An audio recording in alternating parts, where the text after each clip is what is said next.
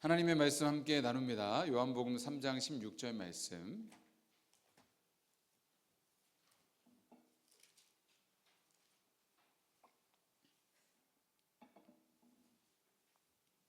요한복음 3장 16절 우리 한 절 말씀 다 같이 한 목소리로 봉독합니다.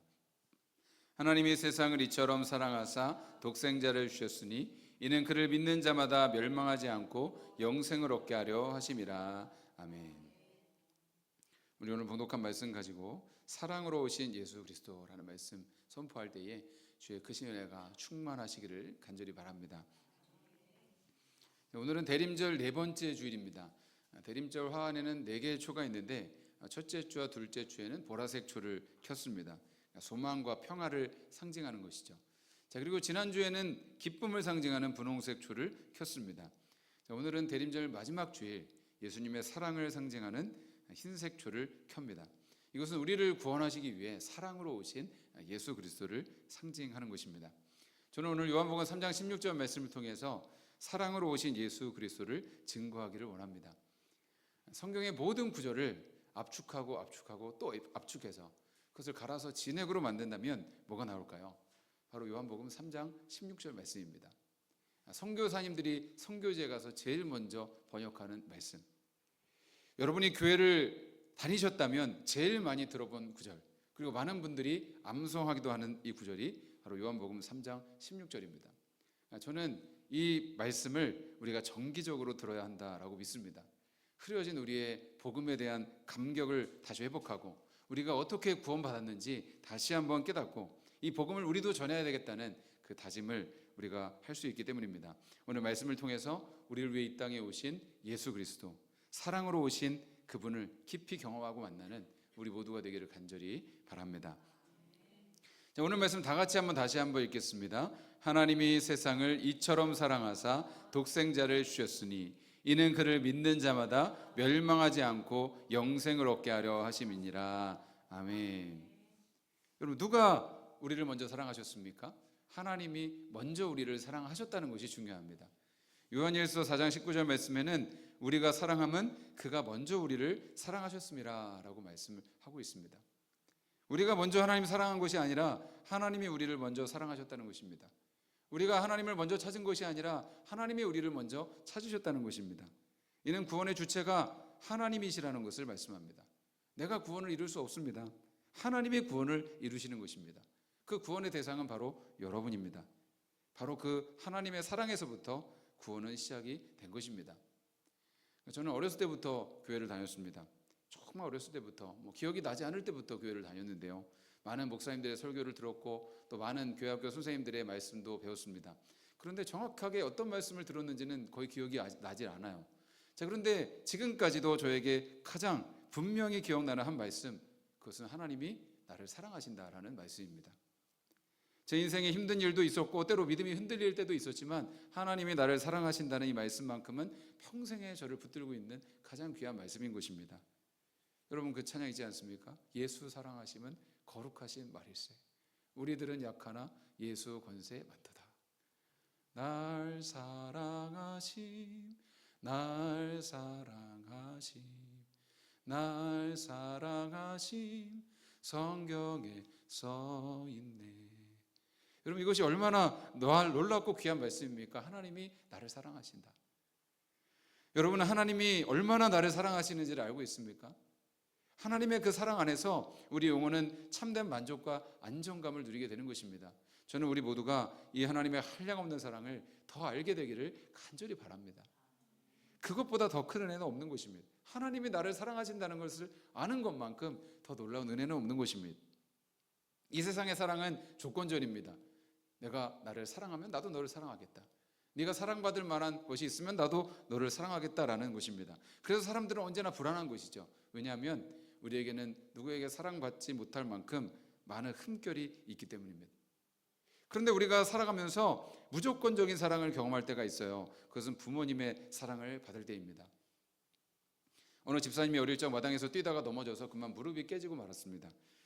그런데 그 순간 한쪽 마당에서 그 광경을 지켜보던 할머니가 갑자기 아이쿠 내 무릎이야 하면서 주저앉았다고 합니다. 집사님은 수십 년의 세월이 지난 지금까지도 할머니의 그 모습을 잊어버릴 수가 없다고 그랬습니다. 여러분, 깨어진 것은 손자의 무릎인데 왜 할머니가 무릎에 통증을 느끼면서 주저앉아 버릴까요? 이유는 간단합니다. 손자를 사랑하기 때문인 것이죠. 아들을 일찍 여인 그 할머니에게 아버지 없는 손자는 곧 당신의 분신과도 같은 것이었습니다. 모든 부모는 자녀를 위해 자신을 희생합니다. 지난주에 아내가 그러더라고요. 여자는 결혼을 하면 삶이 너무도 달라진다는 것입니다. 그렇죠, 여러분. 멋모르던 처녀가 한 남자를 만나서 결혼을 하게 됩니다. 그러면 그 순간부터 자기를 위한 삶은 없고 오로지 자녀를 위한 삶, 가족을 위한 삶으로 변하게 됩니다. 아이가 아프기라도 하면 잠을 이루지 못합니다. 아이가 기뻐하면 내가 기쁜 것보다 훨씬 더 기쁩니다. 제가 이번에 큰아이 입시를 치르면서 그런 것을 제가 뼈저리게 느꼈습니다. 제가 대학 입시할 때보다 훨씬 더 긴장되고 훨씬 더 떨리고 훨씬 더 고민되는 시간을 겪어야 했습니다. 그러다가 아이가 합격했다는 소식을 들었을 때는 제가 합격했을 때보다 훨씬 더 기뻤습니다. 왜 그렇습니까? 자녀를 사랑하기 때문에 그런 것입니다. 우리는 요즘도 화재나 사고 현장에서 가끔 부모가 자기 자식 살리고 희생했다는 소식을 듣습니다. 우리는 그런 소식을 볼 때마다 가슴이 뭉클하게 됩니다. 도대체 무엇이 자기의 생명까지도 희생하게 만드는 것입니까? 사랑 때문인 것입니다. 여러분, 이처럼 아름다운 사랑의 이야기는 인간의 세계에만 있는 것이 아니라 짐승의 세계에도 있습니다. 목사님의 책에서 본 이야기입니다. 진나라 황공이라는 사람이 배를 타고 삼역계곡으로 내려가는데 마침 하인이 새끼 원숭이 한 마리를 어디선가 잡아 데리고 배를 탔습니다. 새끼가 없어졌음을 안 어미 원숭이가 배를 따라서 백리길을 울부짖으며 쫓아왔습니다. 그래도 하인이 새끼 원숭이를 되돌려주지 않자 어미 원숭이는 뱃전에 자기 몸을 던져서 죽고 말았습니다. 사람들이 죽은 어미의 배를 가르자 그 속에 창자가 다 끊어져 있었습니다. 그래서 단장의 아픔이라고 그러죠. 창자가 끊어지는 아픔인 것입니다.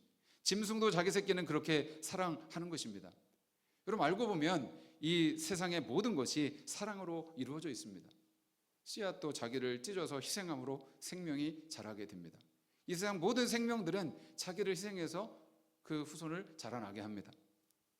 여러분, 이 모든 이야기는 사랑은 반드시 자기를 내어주는 방식으로 나타난다는 것을 보여줍니다. 사랑은 자기를 내어주는 것입니다. 하나님 그분이 사랑이시기 때문에 하나님이 만드신 이 세상의 모든 만물들도 사랑의 법칙으로 움직이고 있는 것입니다.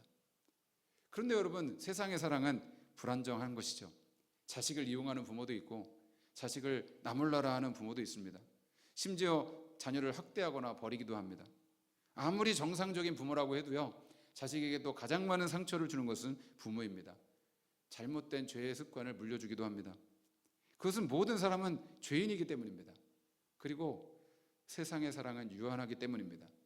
아무리 부모가 자녀를 사랑한다고 해도 그 사랑은 죽음의 벽 앞에서 멈출 수밖에 없습니다. 그러나 하나님의 사랑은 언제나 한결같은 사랑입니다. 어떤 경우에도 거짓으로 치우침이 없는 진실한 사랑입니다. 그 위에 더하여 영원한 생명까지 책임져 주시는 영원한 사랑입니다. 바로 하나님의 사랑인 것입니다. 성경은 그 하나님의 사랑을 헤세드라는 단어로 표현하는데요, 이 헤세드라는 단어는 정말 많은 것이 포함되어 있다고 말씀드렸습니다. 끝까지 책임지는 사랑, 변함없는 사랑, 조건이 없는 사랑, 영원한 사랑인 것입니다. 그 사랑 안에서만 우리의 영혼은 안전하며 참된 의미를 얻을 수 있는 것입니다. 여러분이 주일마다 이 예배당에 오셔서 하나님이 나를 사랑하신다, 하나님이 나를 위해서 독생자 예수님을 주셨다, 그 예수님을 믿는 자는 누구든지 구원받는다라는 이 말씀을 듣는 것이 얼마나 귀한 일인지 모릅니다. 여러분, 주일마다 이 예배당 건물로 들어오는 것이 아니라 여러분 하나님의 사랑 속으로 들어오는 것입니다. 세상에 그 어떤 것도 끊을 수 없는 예수님의 사랑 속으로 들어오는 것입니다.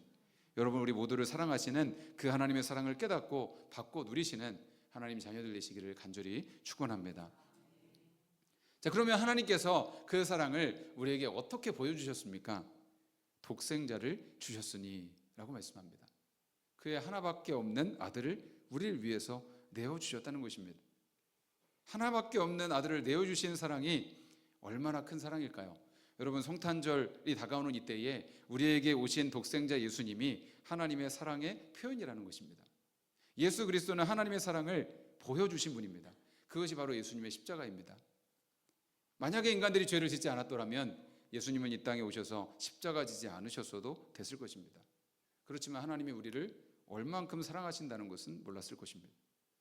그래서 우리가 하나님 저를 얼만큼 사랑하세요? 라고 질문한다면 주님은 이만큼이라고 말씀하시면서 우리에게 십자가 보여주시는 것입니다. 로마서 5장 6절에서 8절 말씀에 오늘 같이 한번 읽습니다. 우리가 아직 연약할 때에 기약대로 그리스도께서 경건하지 않은 자를 위하여 죽으셨도다. 의인을 위하여 죽는 자가 쉽지 않고 선인을 위하여 용감히 죽는 자가 혹 있거니와 우리가 아직 죄인 되었을 때에 그리스도께서 우리를 위하여 죽으심으로 하나님께서 우리에 대한 자기의 사랑을 확증하셨느니라. 아멘. 구원의 동기는 하나님의 사랑이에요. 구원의 대상은 당신입니다. 하나님은 우리를 위해서 당신의 독생자 외아들을 내어주심으로 하나님의 사랑을 확증하셨습니다. 그것이 십자가예요. 하나님께서는 우리를 위해 자신의 하나밖에 없는 아들을 내어주신 것입니다. 여러분에게 자녀보다 더 귀한 것이 어디 있습니까? 자녀는 내 생명보다도 더 귀한 존재가 아닙니까?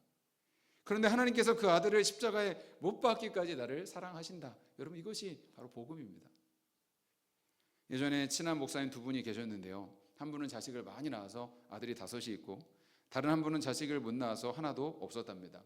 그래서 이 아들 없는 목사님이 친구 목사님에게 아들 중에 하나만 우리 집에 보내면 양자로 입양해서 정성껏 키우겠다고 했답니다. 그래서 목사님이 그러겠노라 하고 집에 와서 5 아들을 보았습니다. 옛날에는 이제 가난하니까 단칸방에 5 아들이 다 누워서 자고 있는 것입니다. 첫째를 보니까 첫째는 내 장자인데 장자를 어떻게 보낼 수 있나? 보낼 수가 없지. 둘째를 보니까 둘째는 또 똑똑해서 공부를 잘하는 아들이라 보낼 수가 없었습니다. 셋째는 또 제일 잘생긴 아들이라서 차마 보낼 수가 없었습니다. 넷째는 또 병치레를 많이 하는 제일 약한 아들이어서 불쌍해서 보낼 수가 없었습니다. 막내는 또 막내여서 가장 귀여운 아들인데 어떻게 보내나 생각을 했습니다. 그러고 보니 아들이 5이나 있어도 하나도 보낼 수가 없겠더라는 것입니다. 그래서 목사님이 하나님의 사랑을 생각하셨다는 것입니다. 하나밖에 없는 아들을 우리 위해서 아낌없이 내어주신 그 하나님의 사랑이 얼마나 귀한 것인가. 하나님이 세상을 이처럼 사랑하사 독생자를 주셨으니. 마가복음 10장 45절 말씀에 인자가 온 것은 섬김을 받으려 함이 아니라 도리어 섬기려 하고 자기 목숨을 많은 사람의 대속물로 주려 함이니라. 대속물이라는 것은 대신 값을 치르고 자유케 하는 것입니다. 우리가 받을 진노를 예수님이 대신 받으시고 우리를 용서해 주셨습니다. 우리가 치러야 될 죄의 값을 예수님이 대신 치르시고 우리를 구원해 주셨습니다.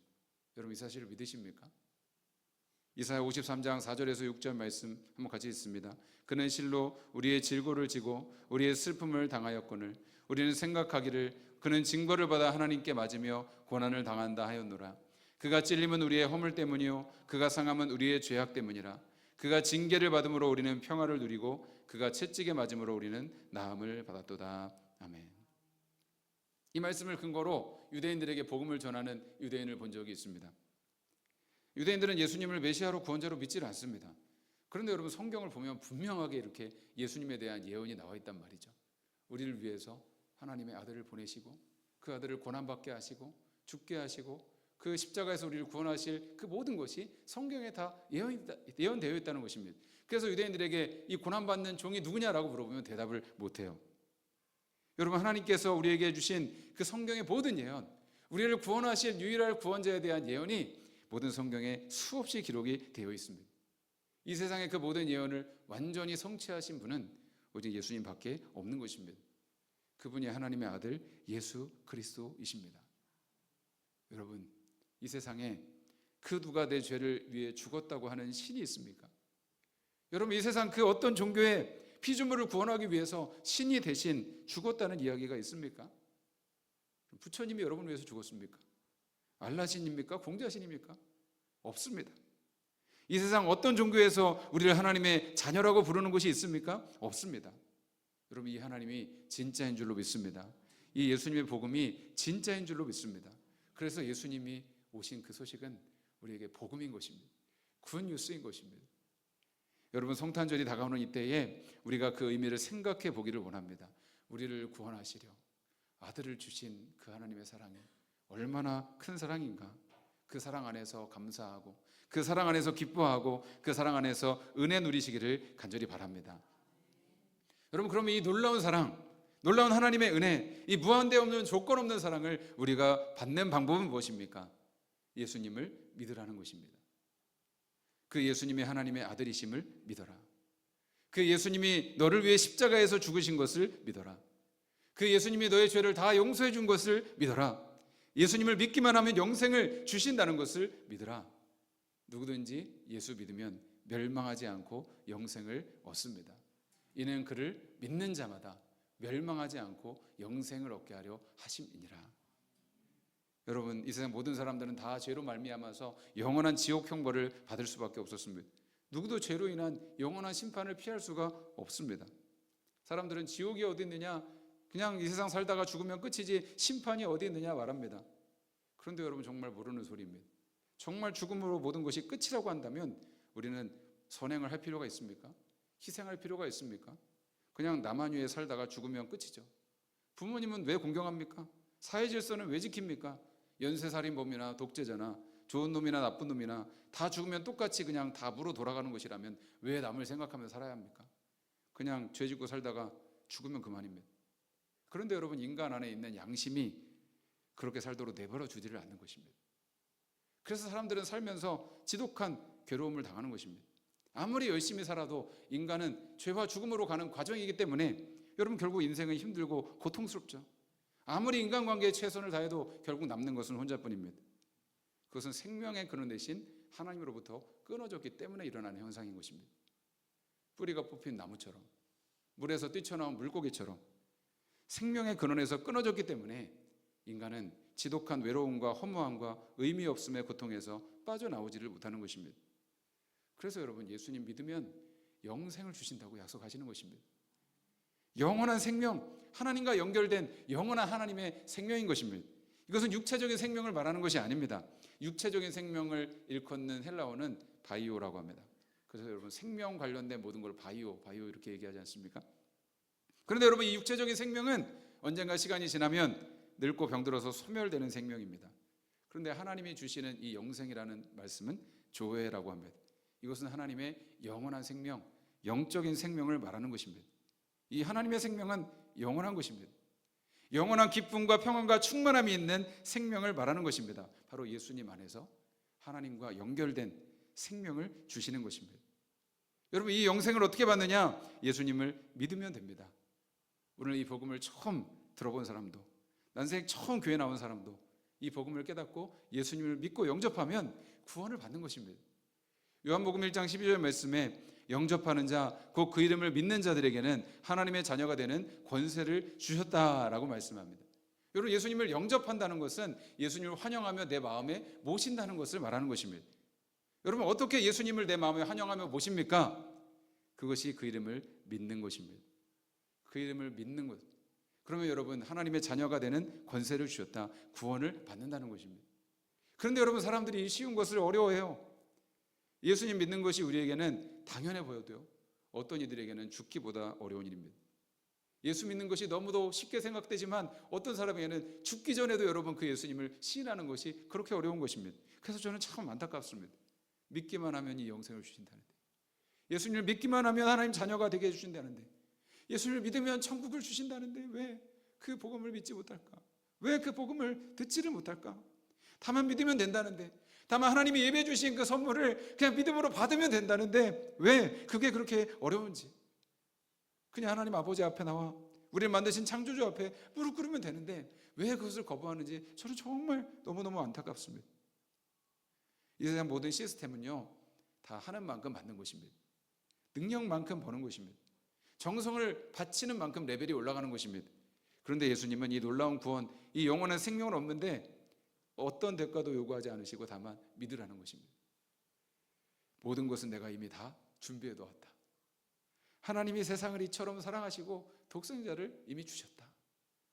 우리가 해야 할 일은 이는 그를 믿는 자마다 멸망하지 않고 영생을 얻게 하려 하심이니라. 하나님이 다 해놓으셨습니다. 다 예수 그리스도의 선물로 주셨습니다. 우리가 해야 될 일은 무엇인가? 그를 믿는 자마다 예수님을 믿고 나의 주님으로, 나의 구주로 믿고 영접하며 살아가는 이들에게 주님이 영원한 구원을 주시는 것입니다.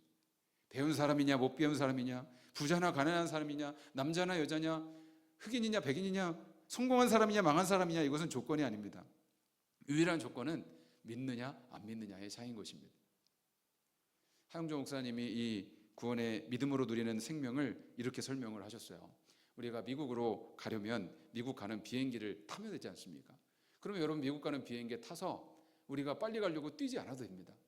여러분, 그 비행기에 있는 좀 무게를 줄이려고 막 짐을 들고 있지 않아도 됩니다. 그러면 어리석은 사람이죠. 여러분, 우리가 어떻게 미국에 갑니까? 그 비행기에 타서 그냥 몸을 맡기면 되는 것입니다. 그냥 편안하게 앉아있고 거기서 주는 밥 먹고 그렇게 시간을 즐기다 보면 우리는 미국에 가게 되는 것입니다. 여러분, 구원도 그런 것입니다. 누구든지 예수 믿으면 구원받습니다. 그러면 불안해할 필요가 없습니다. 내가 구원받으려고 애쓰고 발버둥 치는 것이 아닙니다. 예수님께 맡기는 것입니다. 예수님께 의지하는 것입니다. 우리가 그렇게 예수님 안에 있고 예수님 의지하며 살아가는 모든 과정을 믿음이라고 하는 것입니다. 우리가 말씀 읽고 예배드리고 기도하고 전도하는 것도 전부 예수님 안에 있는 삶인 것이지 우리가 구원에 무슨 공로를 덧붙이려고 하는 것이 아닙니다. 오히려 나는 아무것도 한 것이 없는데, 나는 아무 자격도 없는데 그저 한 것이 있다면 하나님 말씀 믿고 예수님을 영접한 것밖에 없는데 우리에게 영생을 주셨습니다. 우리가 하는 모든 일은 그 주님께 감사해서 내 모든 삶을 드리는 것입니다. 그 구원의 은혜에 감사해서 주님 뜻대로 살고 싶고 주님을 위해서 살게 되는 것입니다. 그것이 바로 거듭남의 삶입니다. 여러분, 사람에게 가장 중요한 것이 무엇입니까? 생명입니다. 아무리 좋은 것을 가지고 있어도 오늘 밤에 죽는다면 무슨 소용이 있습니까? 그런데 사람은 다 죽습니다. 이것이 가장 큰 비극이 아닙니까? 그런데 여러분, 사람들은 너무도 어리석어서 가장 중요한 영생보다, 생명보다 다른 것들을 얻으려고 발버둥 치면서 살아가는 것입니다. 일본의 30층짜리 호텔에 세 친구가 묵기로 했습니다. 그런데 그날따라 엘리베이터가 고장이 나서 30층에 갈 수가 없는 것입니다. 그래서 호텔에서는 1층에 방을 마련해 주겠으니 거기서 자겠느냐 했지만 세 친구는 그래도 우리가 일본의 호텔에 온 것이, 유서 깊은 호텔에 온 것이 기념인데 우리가 한번 걸어서 올라가 보자라고 얘기를 합니다. 그래서 한 친구는 10층까지 올라가면서 내가 어렸을 때 겪은 일들을 얘기해 주겠다. 그리고 10층에서 20층까지 가면서는 가장 무서운 얘기를 내가 해주겠다. 또 한 친구는 30층까지 그럼 올라가면서 가장 재밌는 얘기를 해주겠다라고 하면서 그 호텔에 올라갑니다. 그렇게 10층까지 올라왔는데 한 친구가 어릴 적 얘기를 해주니까 너무 재밌어서 힘든 것을 모르고 올라왔습니다.